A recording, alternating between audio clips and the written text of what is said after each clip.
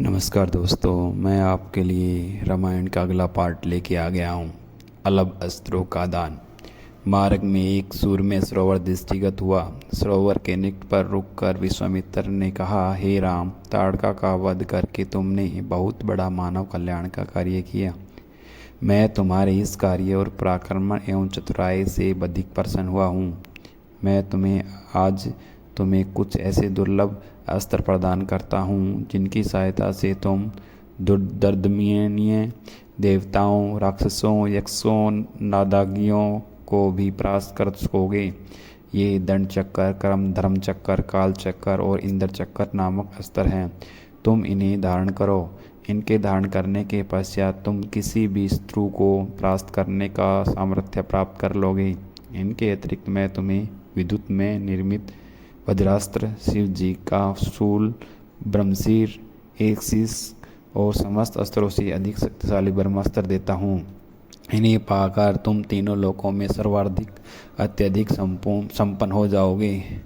मैं तुम्हारी वीरता से अधिक प्रसन्न हूँ कि तुम्हें प्रचंड मोदकी व शिखिर नाम की गदाएं प्रदान करते हुए मुझे अत्यंत हर्ष हो रहा है। मैं तुम्हें सूखी और गीली दोनों प्रकार की अश्नि और पिनाक के साथ साथ ही नारायण अस्त्र, अग्नेयास्त्र, व्यास्त्र, हयशीष अस्त्र और कौंच अस्त्र भी प्रदान करता हूँ। अस्त्रों के अतिरिक्त मैं तुम्हें कुछ पास भी देता हूँ, जिनमें धर्मपास, कालपास एवं वाणपास मुख्य है।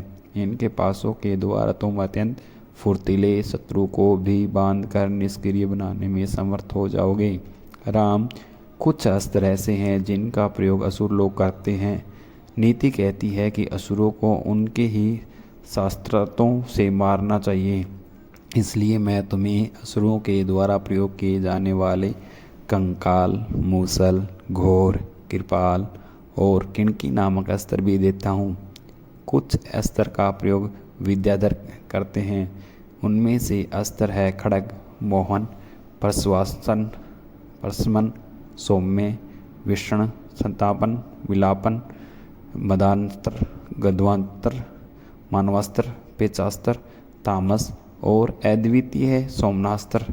इन सभी अस्त्रों को भी मैं तुम्हें देता हूँ। ये मौसलास्त्र, सत्यास्त्र असुरों का मायामय अस्त्र है। भगवान सूर्य का प्रभास्त्र है, जिन्हें दिखाने मात्र से शत्रु निस्तेज होकर नष्ट हो जाते हैं। तुम इन्हें भी ग्रहण करो। अब इन अस्त्रों को देखो। ये कुछ विशेष प्रकार के अस्त्र हैं। ये सोम देवता द्वारा प्रयोग किए जाने वाले सीसर एवं दारुण नाम के अस्त्र हैं। सीसर के प्रयोग से अश्रु शीत से अकड़कर और दारुण के प्रयोग से शत्रु गर्मी से व्याकुल होकर मूर्छित हो जाते हैं। हे वीर श्रेष्ठ, तुम इन अनुकम शक्ति वाले शत्रुओं का मान मर्दन करने वाले और समस्त मनोकामना को पूर्ण कराने वाले अस्त्रों को धारण करो।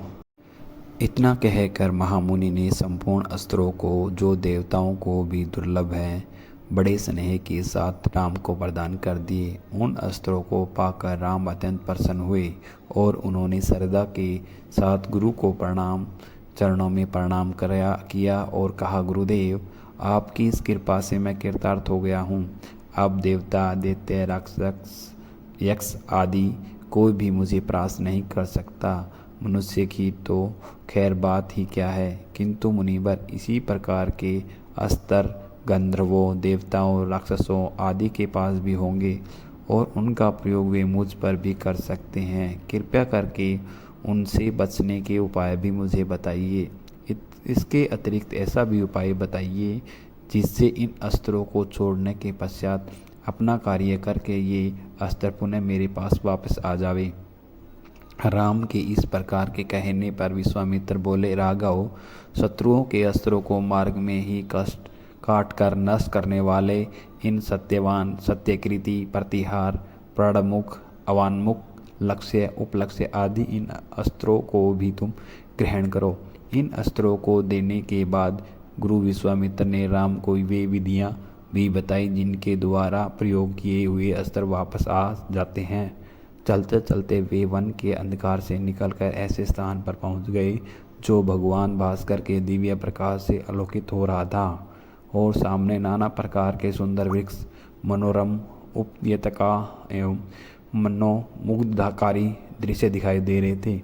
रामचंद्र ने विश्वामित्र से कहा, मुनिराज, सामने पर्वत की सुंदर उपत्यकाओं में हरे हरे वृक्षों की जो लुभावनी पंक्तियां दृष्टिगत हो रही है, उनके पीछे ऐसा प्रतीत हो रहा है कि जैसे कोई आश्रम है।